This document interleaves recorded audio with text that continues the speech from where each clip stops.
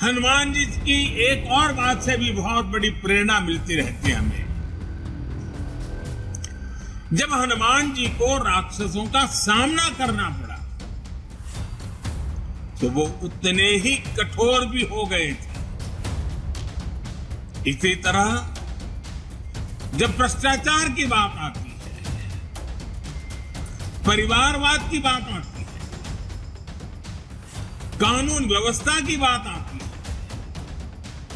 तो भाजपा उतनी ही संकल्पबद्ध हो जाती है मां भारती को इन बुराइयों से मुक्ति दिलाने के लिए।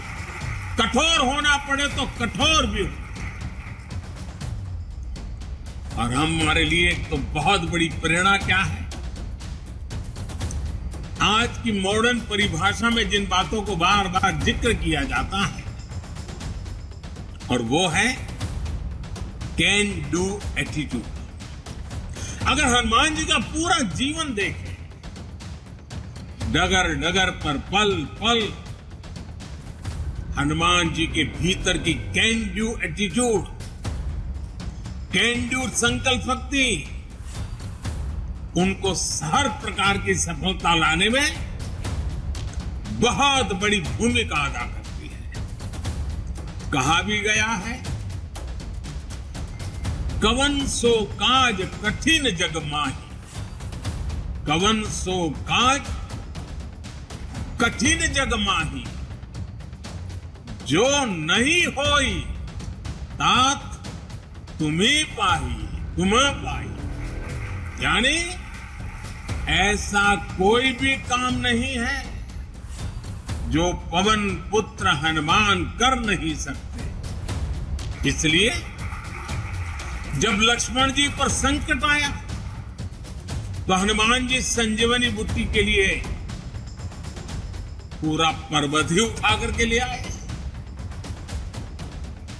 भाजपा भी इसी प्रेरणा से परिणाम लाने में, लोगों की समस्याओं का समाधान करने का प्रयास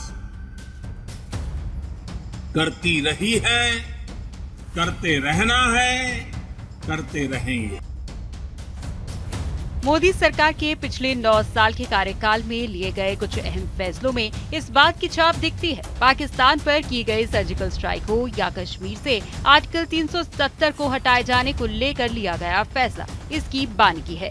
संबोधन में पीएम ने कवन सो काज कठिन जग माही, जो नहीं होए तात तुम पाही चौपाई का जिक्र भी किया। कठिन जग माही, जो नहीं होई तात तुम्हें पाही, तुम्हें पाही। ये भी कहा कि जब लंका में हनुमान से राक्षसों का सामना हुआ तो वो कठोर भी हुए, जैसे भ्रष्टाचार और परिवारवाद से लड़ने के लिए भाजपा कठोर हो जाती है।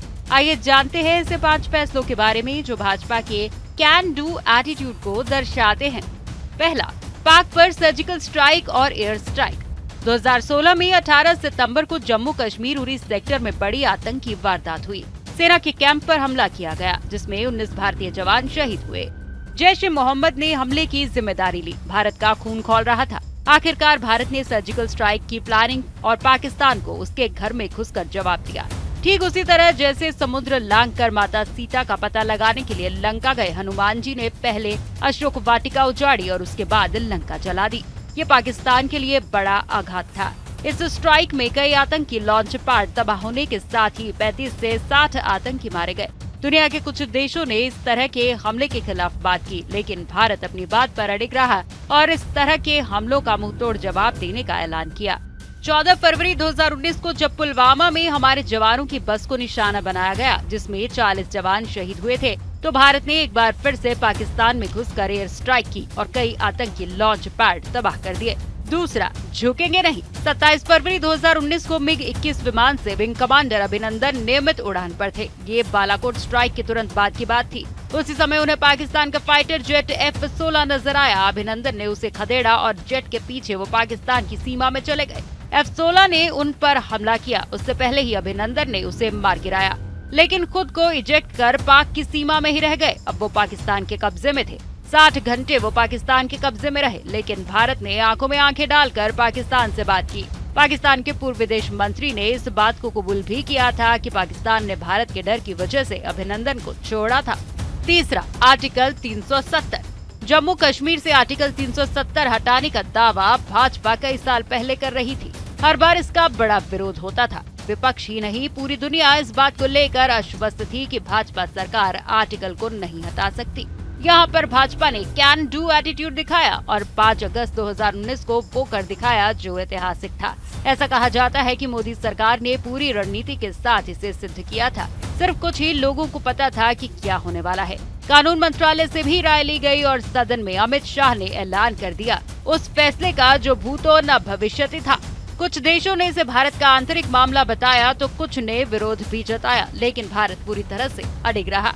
चौथा, zero tolerance for corruption. Modi सरकार ने करप्शन को लेकर जीरो टॉलरेंस ही अपनाया है। विपक्ष लगातार इस बात का आरोप लगा रहा है कि भ्रष्टाचार के नाम पर जांच एजेंसियों की मदद से उत्पीड़न किया जा रहा है, लेकिन भाजपा सरकार और पीएम मोदी इन तर्कों और आरोपों से कतई प्रभावित नहीं होने वाले।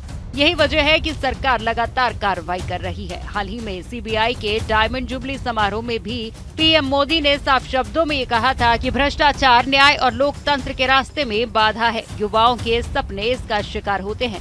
पीएम मोदी ने अधिकारियों को ये संदेश दिया कि बिना हिचकिचाहट कार्रवाई करें। पांचवा, ये है नया इंडिया वाली विदेश नीति। रूस यूक्रेन युद्ध भारत की मजबूत विदेश नीति का ताजा उदाहरण है, जहां पूरी दुनिया 2 हिस्सों में बंट गई। परमाणु युद्ध की संभावनाएं जताई जा रही हैं।